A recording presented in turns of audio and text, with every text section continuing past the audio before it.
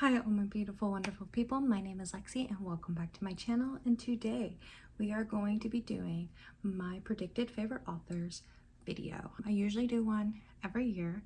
A lot of the ones I've done in the past are archived. I didn't do one last year, even though like I said I normally do one, so I really want to do one this year. These are a fun thing that I do, pretty important to me, because I am the type of person that if I have a favorite author I try to or if I have an author that I think is going to become a favorite, I try to read their entire backlog. And they kind of get re-added to this list when they have a new book coming out.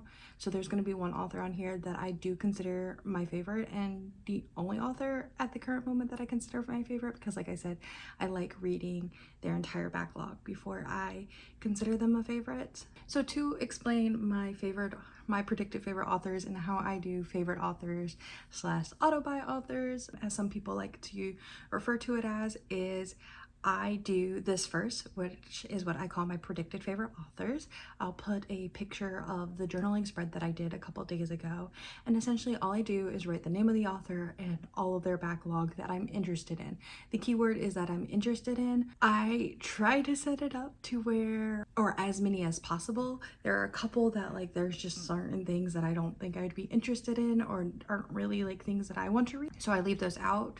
But for my current list that I have, there's not too much of that, or I don't think there's any books that I really left out, honestly. But these authors get added to this list based off of books that I read the previous year that I really loved, or an author that I've been really just working through their backlog and I want to continue working through their backlog.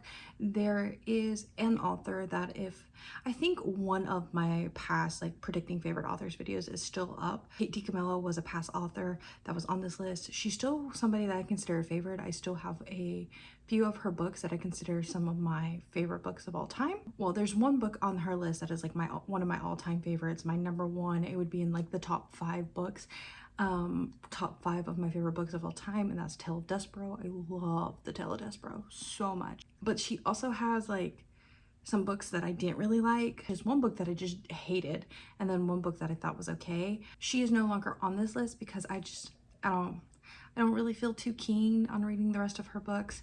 And I still think she is a good author and an author I really like. She's just not my favorite or an auto-buy, if that makes sense. Yeah, the goal is to try to finish as many of these as I can or make some progress on them throughout the year. Goes from there. It doesn't mean I'll never pick up another like Kate DiCamillo book that I would be interested in, or any of these authors if they ever remove from this list, but they just are not an auto-buy author for me. And yeah, I just want to get through it. There is one author, like I said, that isn't going to surprise you guys that's on here if you know me and my reading taste. And there is another one that I don't think will be super surprising if you're familiar with my reading from last year. And then there are some that I am super excited about. I finally committed to like really diving into them and their backlogs, and they were some of my favorite books last year. But yeah, I can't wait to talk about it. There is one author that I wish, so I only did enough space. I only left enough space for like the spread. And so then I ran out of room for another author that I wanted to put on here, but I'll make her an honorable mention right here at the beginning, because if I might still finish her backlog this year, because I think there's only 2 books that I need to read for her and her backlog, and so she'll still be, if I like those 2 books. And for that author so far, I have this like honorable mention author, I guess she has, and that is Elizabeth Acevedo. I've read 2 of her books. I read Clap When You Land, which is the 3.5. I thought it was good, and it was one that I want to give a reread, which is a good sign for me. And I just recently, literally like a couple days ago, finished With the Fire on High, and I loved it so much. That's a 5-star read for me. I love With the Fire on High so much, and I know a lot of people love The Poet X by Elizabeth Acevedo, so I'm pretty sure that's going to be another 5-star. And then the other book by her that I need to read is called Family Lore, I think it is, and it came out last year, and it's an adult book, and I've heard really mixed opinions about it. People seem to either really like it or really hate it, so I don't know where I'm going to stand on that, because I tend to either be like exactly in the middle of books like that where people really love it or really hate it, or I tend to fall into the like I really hate it. Very rarely do I fall into the I love it even though everybody else hates it. So I'm hoping Family Lore is the outlier, but I'm very excited. I am so excited about this new discovery that I like am really into Elizabeth Acevedo, but she's very close. She's an honorable mention, and that me doing that kind of gives you a segue into how I'm going to do this. So I'm going to talk about the books that I've read from these authors that I really liked, the things I liked about them, and why they've kind of inspired me to read their backlog. And then I will list all the books by them that I haven't read, just in case you guys are also interested maybe in some of these books. So we're going to start with the author that I've read the most from, or I'm most complete with, and it's not going to be any surprise to you guys, if, like I said, if you know me, and that is going to be Kristin Cashore. I currently own all of her books except for the newest one because that doesn't come out until June. But everything I've read from Kristin Cashore includes Graceling Fire, which is my favorite book in the Graceling Realm series. I guess maybe I should talk about the series before we move on, so before I list all of them. But Fire, the Graceling Realm series as a whole is a series that follows a whole bunch of different main characters, but it's all interconnected, and essentially it takes place in this world where people are graced, and you know if somebody is graced because they have two different colored eyes, and everybody's grace is slightly different. It can be something as mundane as your grace makes you the best pastry chef in all the world, or it can be something more sinister as in your grace allows you to read people's minds, or your grace makes you incredibly hard to kill, or things of this nature. So graces are very random too. You don't really know who's going to be, like your child could be born and they could have two of the same color eyes, or could immediately be born with two different colored eyes, or it can happen 6 months later and they suddenly develop a grace. It's very different. You kind of see generational trauma play out through these characters. You see or understand what the trauma is, and we see the major trauma, the major events that cause the trauma in Graceling, and you see how they are affected throughout the rest of the books. It's really fun. I really enjoy it.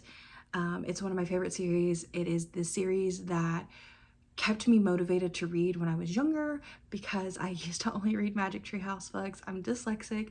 Magic Tree House were my comfort reads. It was the only thing I read from about second grade when I discovered it till fourth grade.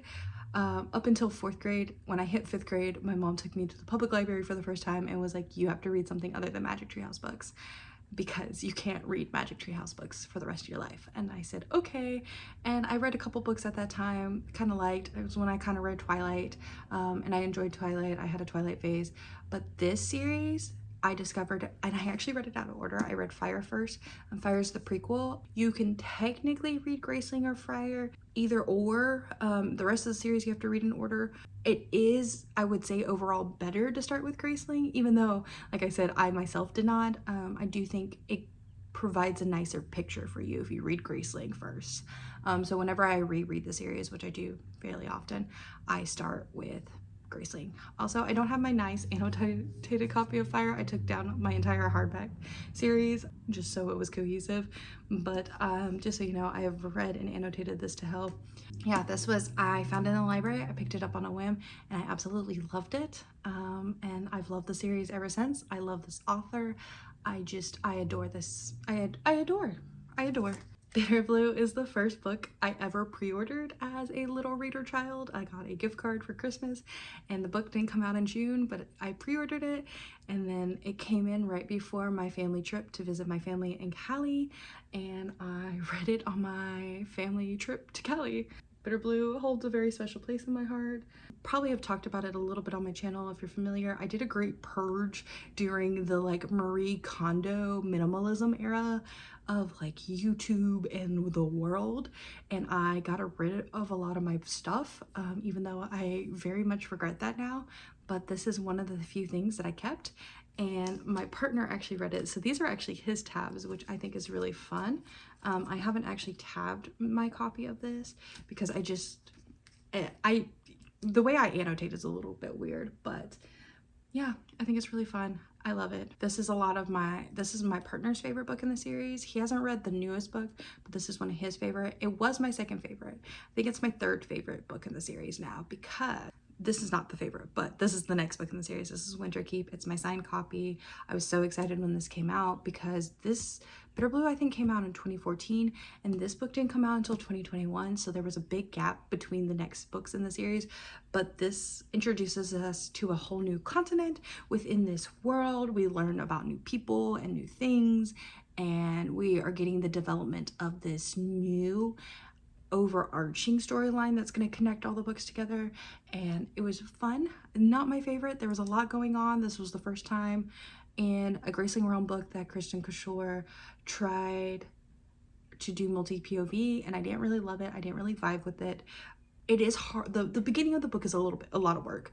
Once you hit like the halfway point, it's so easy. It feels just like the rest of the old books, and I liked it. The ending, not so great. Again, you can see my partner's tabs. He feels basically the same way I did, that the beginning was really slow and dragged on, but the ending was much better.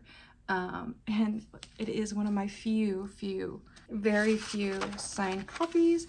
And one of the things I find the coolest about this was it was a pre-order incentive from Barnes & Noble's. If you pre-ordered it, you got a signed copy, and it's actually like hand signed.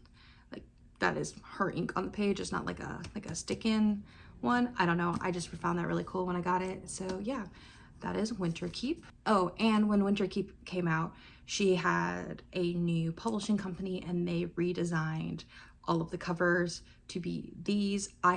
They didn't release the new covers for the original 3 in hardback, so I have my original hardbacks in the old covers, but I have paper editions of all of the new covers except for Bitter Blue, but I have the new cover designs for Fire and Graceling just in paperback. I technically have 3 copies of Fire because I have so many copies of these books. Sea Sparrow is the most recent one. This one came out last year or the year before. Did it come out in 2022 or 2023? I read it in 2023. It came out in 2022. I was procrastinating reading it because it always makes me sad when I'm caught up with Kristin Cashore, so I try to wait to read her books until a new book is coming out. So I didn't read Winter Keep until 2022 because I knew this was coming out, and then in 2023 I read this because I knew her new book, which we'll talk about in the end, is coming out. But yeah, Sea Sparrow is my second favorite book in the series now. I just keep thinking about this book. I try not to I was gonna try not to say that it was my second favorite book because I haven't reread it compared to the rest of them. I haven't reread Winter Keep either. I am due for a reread of the series. I kind of reread it every year, or at least reread some of the books every year, but I think I really want to reread the entire series this year because, like I said, we're getting a new book, but it's a standalone, like it's not within the Graceling Realm, so it's gonna be a little bit. She said she's working on the next Graceling Realm book, but it's gonna be a little bit. She had a surgery, she's recovering still, and so I want to reread it. But I really enjoyed this book, especially after Winter Keep. This book, Pistachio, my cat just hit the tripod, he's like lounging on my desk. But yeah, this book just re-sparked my love for the Graceling Realm series. It went back to its roots. It was fun. It was magical. We have Hava's point of view, and I can't really talk about Hava as a character and like the importance of this book for her as a character in the series as a whole without spoiling like Bitter Blue. And but it's so good. It's so good. I keep thinking about doing a readathon with these, but I don't know if anybody would be interested in that. I love these books, and I would love to do like a live show readathon kind of thing. I was thinking we could do it in August and we can read a book a month. The first couple are really short. When you hit like Bitter Blue and Winter Keep, they just get progressively longer, honestly. But August to December, I think that if that's how you math, that would be enough to complete the entire series, and I would get to reread Sea Sparrow and Winter Keep. And yeah, if you would be interested, let me know because I would love to do that with somebody. So yeah, love the series. It's my love, it's my life. If you like YA fantasy, you should do it. And it's an older fantasy series, but I feel like it holds up. it holds up in my humble opinion. Next, we have her current only standalone, Jane Unlimited, and this actually came out between Bitter Blue and Winter Keep, which is probably also part of the reason why there was such a gap between Bitter Blue coming out in about 2014 and Winter Keep coming out in 2021. But Jane Unlimited is an interesting book by Kristin Cashore. I consider it one of my favorite Kristin Cashore books. My first read of it was a little difficult, and I considered it like a good book, but not great. But my reread of this book was so phenomenal, in my opinion. So the best way I can describe this book is like it's an otome game. So if you've ever played an otome game, essentially you get to points in the story where you have to make a decision, and that decision affects the outcomes, the end outcomes in the game. You can replay the game and choose different outcomes, and then you get a different ending to the story or a different way the story goes. That is essentially what this book is in literary form. I do not recommend listening to the audiobook. I've heard a lot of people review this book and give it like 2 stars, 1 star because they try to listen to the audiobook. I don't think you should listen to it via audiobook because you need the visual cues of when we're switching stories or when we're switching back to change the story. So essentially the first I think maybe 50 pages sets up the atmosphere. We have Jane going to this rich people house and shenanigan ensues. And we get to this point where she's learning about this house, learning about the people that live here, her friends.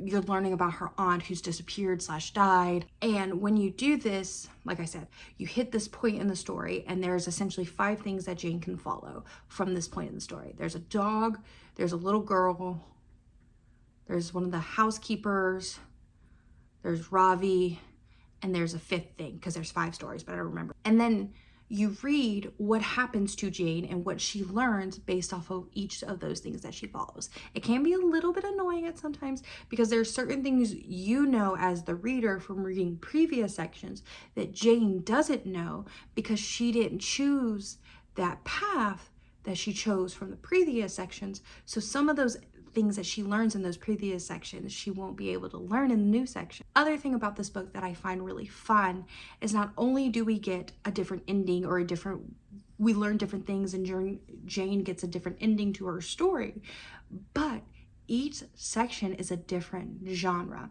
So we have a thriller, we have a mystery, we have a horror, and we have a fantasy, and we have a sci-fi. So I think this book is just like a technical masterpiece in my personal and humble opinion. You see her ability to craft stories and interweave them and use different genres effectively. I think it's so much fun. I think my favorite is the fantasy time loop, time bubble thing. I really like that one. It's also, I hate saying I like the horror one, but I do like the horror one because she does it effectively and it scares the living bejesus out of me. Like, it makes me feel viscerally icky. Like, she does such a good job, and you wouldn't think it would be that icky because it's just about a library. But the library is, it's not even about the library, it's the house, but the house is the horror element, and it's so good. I definitely recommend it if you are willing to put in a little bit of work, because it's more about the writing than just the overall storyline. And Jane is a bisexual main character, and you see her both exploring her in 2 different relationships, both one with Ravi and one with Lily. I prefer the relationship with Lily because I love Lily. Lily is one of my fictional girlfriends. Kristin Cashore has written one of my fictional girlfriends and one of my fictional husbands. Breakin from the Fire book that we talked about earlier is my fictional husband. So yeah, Kristin Cashore is just my author. Like, she just knows me, okay? She just knows me. And then the only book by Kristin Cashore I haven't read is the new book coming out in June 2024. I don't remember the exact date, but it is There's a Door in This Darkness. I am so excited for this book. It is another standalone on her part, and it's set during the time right before the election in 2020, during the 2020 election. Trump versus Biden, and just like all her emotions during about that time period, set in actually her hometown. And it goes the span of the week. It, according to what she said, it spans the week leading up to the decision and the votes and the announcing of who the new US president will be. And it has magical elements as well during all of that. So I'm very interested to see what she does with that. It's really cool because if you follow her on Instagram, which I really suggest you do, she started posting on Instagram recently and I really love it. She posted a reel talking about how she came about writing this book, and I find Kristin Cashore's writing process so interesting. She usually writes everything in notebooks first before even typing out the story, and she gets it all together in notebooks first and then types. And I just love this woman. Okay. She basically said she went out in her hometown on the first day of the book, was walking through a park, and she was looking at the scenery and seeing the snow and the trees and everything, and she was like, this is it, like this is the start of this book. And then documented her life over the next 7 days leading up to the election, and then proceeded to write the book. So I'm very interested in it. I can't wait for it to come out. As you can tell, I am a Kristin Cashore girly. I have been reading her since. Now we're moving on to the next author that I've read the most. We're gonna do this in the order that I've read the most to least to from. The next author I've read I've read four of her books, and I'm currently reading my 5th book of hers, which once I finish this one, there will be 3 books that I still have to read from this author, and one of them comes out this year. It will be a new release this year. But that author is Tricia Levenseller. I read this book right here for the first time last year, because I think I've mentioned it a couple times in my book videos so far, that I am in one of my favorite things to read right now, one of my favorite tropes, one of my favorite book things that if you say that these elements are in this book, I will pick it up. So if you have any recommendations, let me know. Like pirate, sea, mermaid, siren kind of books. And so obviously this one popped up on my radar when I was looking for these kind of books, and I read it and I thought it was so much fun. I think this series is so much fun. I think it's so good. I really do think the second book, Daughter of the Siren Queen, is one of my absolute all-time favorites. I haven't rated any of Tricia Levenseller's books 5 stars. None of them have been like perfect yet, but like they're all like 4 stars or 4.5 stars so far. I find them so fun. They're such a good time, and I like the ending of this book a lot. So good. The characters, like everything just makes sense. She's really good at writing characters and dialogue, and they're not hard to get through. Like they're fun. They're just fun. You just eat them up. These are like my snack food. I just love them. They're a good reset for me. I was like eating up her books last year. I had to take a little break because I was like, oh wait, we need to slow down. But we're gonna kind of jump around because technically this should be in the I need to read section, but I started this literally yesterday. I'm not that far into it. I'm 38 pages into it, and it just reminds me of like what I love about her books, which is that they're just so addicting, and the banter is just so much fun. I just really enjoy and have a good time with these. I'm enjoying this one so far. I actually made a note in here yesterday at the end of one of the chapters that this one might potentially be my favorite. It might be the first 5-star I give, because I just think this is so much fun.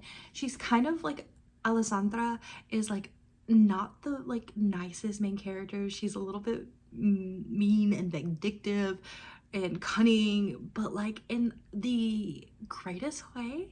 I don't know, I'm really vibing with it. I think it's so much fun. I'm very intrigued by the Shadow King. I'm very intrigued by the court politics. I'm very much like a court girly. I mean, Fire is mainly a court book, so is Bitter Blue. I like the court setting. I like when they get dressed up and they play the game of politics. So this is the one I'm currently reading. I haven't finished it yet, but I'm enjoying it so far. other books that I read by her is her duology, the Bladesmith trilogy, duology. That's what it's called, the Bladesmith duology. I read Blade of Secrets, which is book 1, which is also really fun, and I love the unique magic in here. So basically our main character can infuse magic into her weapons that she makes, and so she can kind of just will them to be whatever she wants them to be. And essentially she gets this offer from this really powerful general in the kingdom's military to make her basically a weapon that's invincible. And she at first tells her that it's because, you know, she's trying to protect the kingdom, there's a big war coming, and so she makes the thing and she magics it for her, but she's not quite sure at first like what the magic is. And so when the extent of the magic, at first she thinks that the magic of the sword is just that it can create powerful like wind gust, but then she accidentally kind of cuts and nicks the general, and she hears the general's secrets, and she realizes that the general actually wants this sword to create an uprising and a rebellion and take over the kingdom, because she believes she's the most powerful and she should be in charge, because the old king recently died and there's been a change in power dynamics, and the kingdom that used to be whole was technically split up into like 7 mini kingdoms to give to one to each of the children of the king, because he didn't want his kids to fight over having the kingdom. So he literally just was like, I got $2, they get these 2 sections, this section for them, this section for them. I got 4 sons, section for you, section for you, section for you, section for you. She has extreme like social anxiety. It is a little annoying at times, because sometimes I feel like she doesn't grow from her social anxiety in this book, and it gets a little annoying, but she does in the end. And I did really enjoy it. And then we have the next book in the series, which is Master of Iron. And none of these books are sadly annotated, because I read them all from the library, because I just got so addicted that I just like couldn't read them fast enough, or like I didn't want, like they weren't coming into the used bookstore, and so I was just like, I gotta go to the library, I gotta get them. And so I did, and I had a great time. The beginning of this book, I would say the reverse is true for Blade of Secrets and then Master of Iron. I think the beginning of Blade of Secrets is a little bit more fun and interesting than the ending of Blade of Secrets. It's still like good, but like I enjoy the beginning of Blade of Secrets more than the ending of Blade of Secrets, and then I enjoy the ending of Master of Iron more than I enjoy the beginning of this one, because in this one she kind of like unlearns all of her like growth that she has by the end of Blade of Secrets with her like social anxiety and stuff, and reverts back, and it's the most annoying and like frustrating thing as a reader, because she has this romance going on with, what's his name? Oh my god, what is his name? Kellen. And Kellen, that man is so patient, and that man is so good. I love that man so much. And I felt so bad for him, because they had made so much progress, and then she just reverted back, and I was like, girl. But by the end of it, she fixed herself, and it's great. It's great. And great example of sisterly bonds, and it was so good. It was so good. I really enjoyed this duology. Now we're going into the section of things that I haven't read, which will start with, we already talked about The Shadow Between Us. The Warrior of the Wild is a standalone of hers. I have no idea what it's about, so I can't even like give you guys like a brief like understanding of what it is. I don't know what it's about. It's by Tricia Levenseller, so like I'm just gonna read it. So that's it. That's all I know about it. And then I have The Vengeance of the Pirate Queen, which I have the beautiful like new editions that came out when this book came out last year. I just love these editions so much, but I got this book and it's following my favorite side character from the main series, so I can't wait to read it, and I can't wait to see how it happens. I'm hoping her and the guy in the first series, like in the first like part of the book series, the original duology, get together, because you could see it, you saw the potential of their relationship in the original duology. So I hope it happens in this one, because I was like, I needed it so bad in the original duology. So I can't wait to read this. And then the next thing that I need to read is another new release that's going to come out this year for her, and that is The Darkness Within Us, which is going to be the sequel to The Shadows Between Us, which is why I decided to read The Shadows Between Us before Vengeance of the Siren Queen, because I was debating between those two, because I knew those two, like, one, I already owned them, and those were the two that I was gonna gravitate towards next. Warrior of the Wild is probably gonna be the last one I read, or I'm gonna read it before the new book comes out. I think the new book also comes out in June. Like, I have like 3 new releases that are all coming out in like May, June time. So June is gonna be probably like a new release time for reading time for me, because I'm so excited for all the books that come out in June. But yeah, because it's the sequel to The Shadows Between Us, and I think The Shadows Between Us was the second book she ever like published, so it's been a long time coming for this book to come out. So I'm kind of glad that I got into her more recently, so I wouldn't have to like wait for the second book as long as everybody else. But I've noticed a lot of people are really excited about it, and so I'm really excited about it. The cover looks pretty cool. It looks very different from the original, so I don't love that, but I am excited for the new series, or the new book as a whole. The next author on this list that I kind of wish I waited to put on here until after I read The Fire on High, because I think if I would have read The Fire on High before I made this list, I would have put Elizabeth Acevedo in this author's place. For now, I mean, this is not like a reading list. This is not like I have to read these year. This is just like a predicted, like something I want to dabble in, obviously. But that author is Nina LaCour. As you guys know, the first book I read by Nina LaCour actually is what launched my 1,000 book challenge, and that is Watch Over Me. I really enjoyed this book.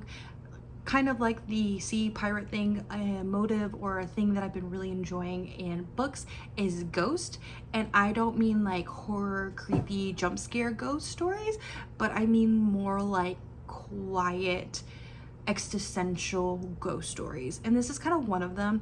So essentially we are following this girl who's graduated from foster care. She is 18, she's graduated at high school, and she just wants to get a job and support herself. She's tired of being a foster care kid. She wants that independence, and she wants to be able to fully rely on herself. So she finds this great opportunity working with this family as a tutor for their foster kids. So it's essentially this family, this couple who has a big farm, and they basically take in foster kids, and they're known, they're well loved. You can tell the foster kids are taken care of, and she wants to work there because she sometimes wishes and wonders how her life would have been if she was taken in more by like this family.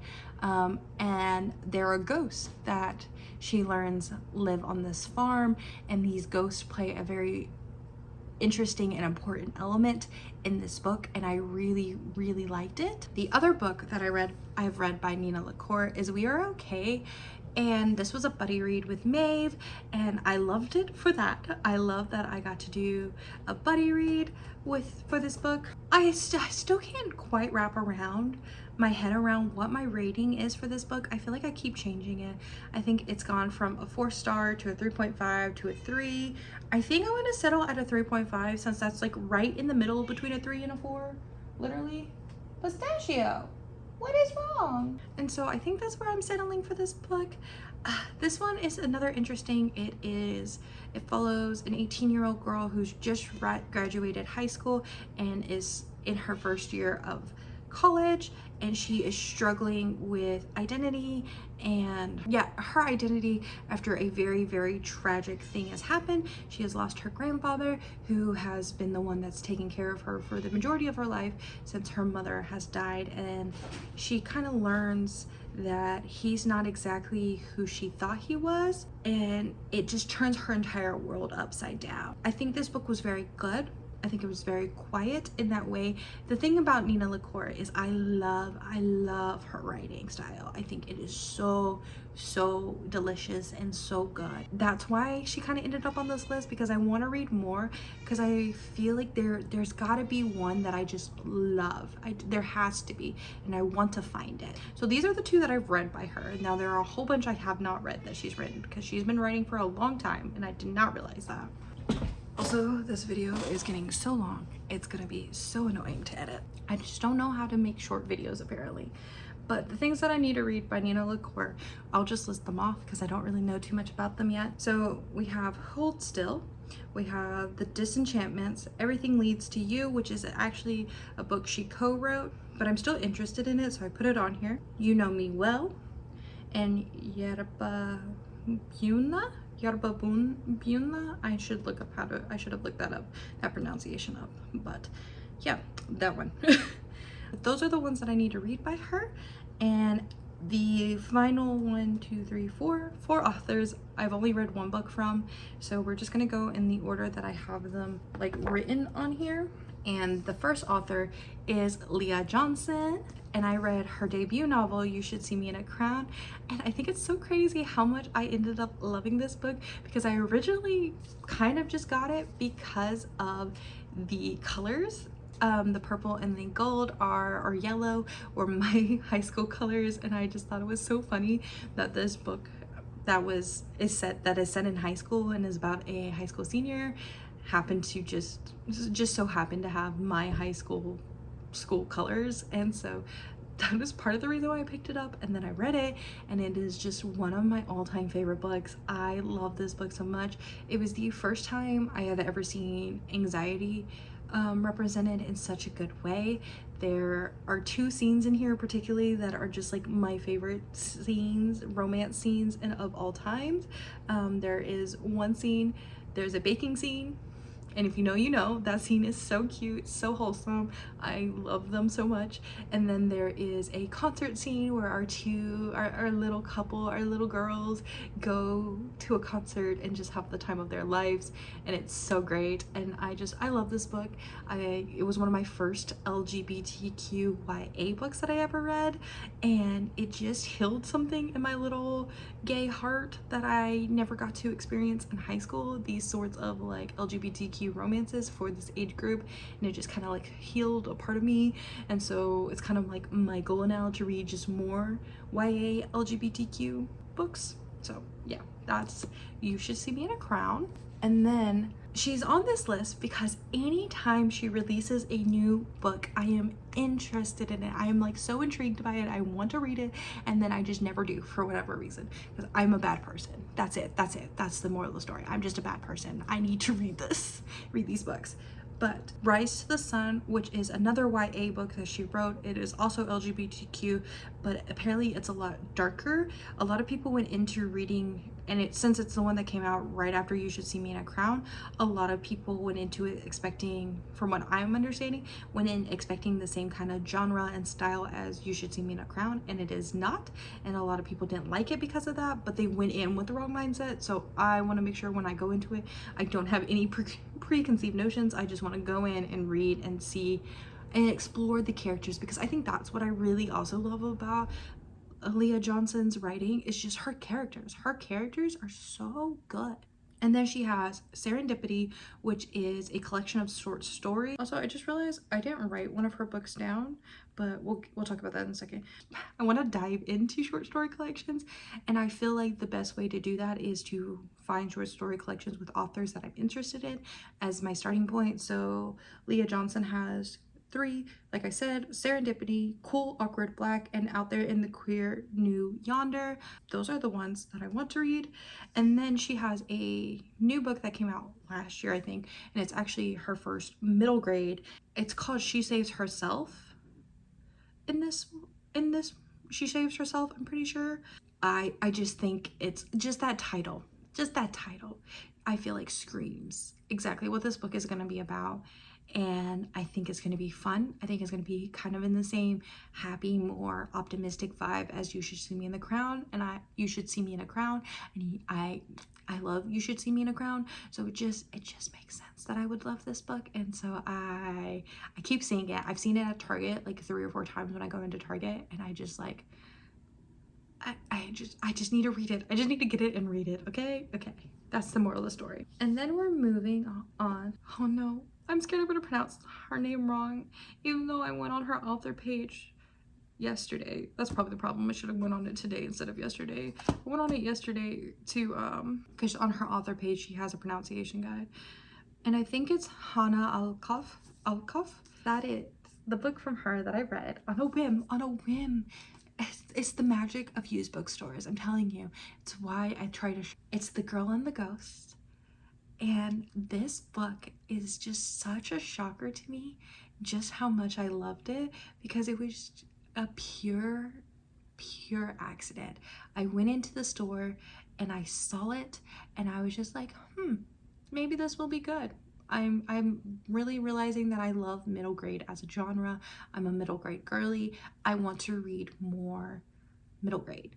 And so I saw it and I was like, I've never heard of it before, but it looks like it will be up my alley. I love the synopsis. And I remember I was waiting for my partner to get off of work. I think it was when he still worked at the used bookstore. And I started reading it on the bench while I was waiting for him. And I was just immediately enthralled. I read it.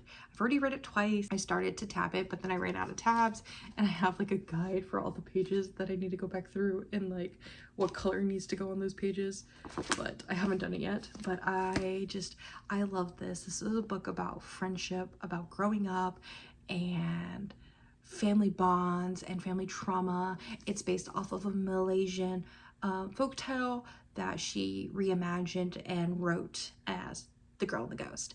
And this is the book that started my interest in ghost books, and then it continued with Watch Over Me. I love this book so much, and I highly recommend it if you are if you're willing to give a middle grade a try. I think it's really good. And this author I think is also really fun because she has middle grade books, but she also has YA. The other books by her that I want to read are The Weight of Our Sky, Once Upon an Id, and that is a short story collection. That's what I was looking for. That's the word I was looking for. The Queen of Tiles, which I think this is the one I'm going to read next. It just looks up my alley. I don't know, something about it is just very intriguing, and I love the ideal of Scrabble. I'm dyslexic. I hate the game of Scrabble, but I feel like I would enjoy reading about somebody that likes Scrabble. Yeah, so I think this is the next one I'm going to pick up. And then we have Humra and the Jungle of Memories, also one that I'm like might pick up next. I don't know, one of these two I'll pick up next. If you have read any of them and you have a preference, let me know. And then the last one, and actually this one is shared by one of the other authors on this list, is the Grimoire of Grave Fates, and this is also a short story collection. So if you've ever read it and you know some of the authors that are in that short story collection, you can cast your votes if you want on who you think it's going to be. And now we're on the final 2 authors for this video. So author 1, we have Miss Randi Pink. I love Girls Like Us so much. You guys know this. I'm due for a reread. I've never reread it. It was one of the first books that I read when I got back, like I got out of my reading hiatus and I came back around 2019. That's the start of my Storygraph era too, was 2019. This is the first time I ever started logging my books. This is a 4-star read. It's one of my favorites. It's about the time in American history before Roe versus Wade. It was a call to action for everybody to protest and try to keep from happening the overturn of Roe versus Wade, which we now know has been overturned, and we are sadly seeing some of the things that happen in this book. In reality, this is about the small town, Georgia rural towns, the hush-hush places, the in-between spaces, for lack of better terms, and it follows these 4 girls and how these early pregnancies affect all of them worse than others. You follow all 4 of them. They all have POVs in this. in here is a character named Mississippi, and Mississippi is my girl. She is my child. She is my baby. If anybody lays a finger on Mississippi, I will deck somebody. But it is a hard book. Look up trigger warnings. It's not easy. It's sad. I remember viscerally crying at the end of this book, and I want to reread it, but I'm not sure, because there's some parts of it that I remember very vividly, and there are some parts of it, because it's been since 2019 since I read it, that are very blurry in my memory. And so I wonder if I'm gonna cry again, or if I will be able to reread it and not cry again. But yes, Randi Pink is on my list. I have been saying that I'm gonna read more of her books for forever, but this is the year I'm gonna freaking do it, guys. And like I said, because I've been saying for a very, very long time that I'm gonna read more Randi Pink, actually right after I read Girls Like Us, I saw that there was a pre-order going on for her next book, which is this book, Angel of Greenwood, and it also sounded really intriguing to me, and so I picked it up intending to read it and never did. It's a me problem, I know. But this is on the list. And then we have Into White, which is her debut novel, which I think is the one that I'm also the most interested in. And then she has a new book coming out this year called Under the Heroine's Light. Wait, that's not heroine, Heron's Light. Under the Heron's Light. Ooh, I can't read. I'm just lazy girl talking about reading books and then can't even read. But yeah, so I'm interested in that one, obviously. And then she has another book called We Are the Scribes. And our final author on this list is a very big surprise, but I'm very excited about it, because I read this book at the near the end of last year. I think I read it around October because of Mel Reads, and I don't even own a copy of the book that I've read from this author yet, because I keep trying to find it at the used bookstore and I haven't been able to find it yet. But that is Kate Cho and Wicked Fox. I picked this up because Mel Reads said it was mommy issues. She said it was mommy issues, and I picked it up. I need more books like this. I need this. I need more books like this in my life. This reads like a K-drama, so if you like K-dramas, I think you'll have a great time reading this. I think it's so much fun. This is one of the few books in a long time that actually literally shocked me with the plot twist. The first plot twist got me. She got me good. The second plot twist I saw coming. I didn't see coming. I kind of thought it was coming because I had so much mistrust in basically all of these characters moving forward after the first incident of the complete shock and heart wrench that happened to me when that first incident happened, because I was like, I can't believe you just did that to my girl. I can't. But basically this book series talks about is written about the Korean legend of Gumios. It's Gumios, right? Yeah, Gumio. It was just so good. It follows both our main boy and our main girl. I can't think of their names at the moment, and it was just so good. There's a grandmother in here. I apparently like stories with grandmothers, so if you have any good recommendations with wholesome grandmothers as like a pivotal point of the story, let me know. But yeah, I'm really enjoying this book. And one of the books I obviously have to read is the second book in the series, Vicious Spirits, but I'm so scared because the amount of like death and betrayal in the first book, I'm not ready, because I feel like the first book wrapped up pretty nicely, but there are also some loose ends still. And yeah, I just can't wait. And the crazy thing is this book was in the bookstore, not the first one, but just the second one was in the bookstore, literally the used bookstore, the day after I finished the first book. And I was like, this is literally a sign from the universe that I need to read the second book. And I do, but I just haven't yet. And then this author also has what I would like to call the fun, quirky, contemporary romance K-pop adjacent books that have been coming out a lot recently. And as you guys know, I do like K-pop, so I want to give them a try. I want to see if it just makes, I think it's just gonna be fun. It makes me giggle and just be a fun time. And the first one she has is called Once Upon a K-Prom. And then the one that came out at the very end of last year or the very beginning of this year, I can't really remember, is Wish Upon a K-Star. I also have written down here another book by her called Eternally Yours. I don't remember anything about that one when I was looking it up online. I honestly didn't even remember that one was on the list because so yeah, I can't tell you at all what that one is about. But this is also the author, this is the author that has the Grimoire of Grave Fates. So I'm probably going to try to read that one soon, now that I realize that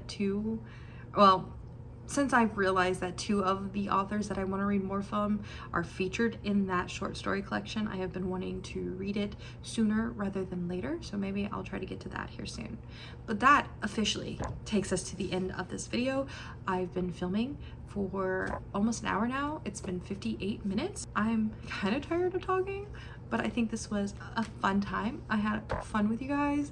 It was really nice talking about just books that I really like and really enjoy.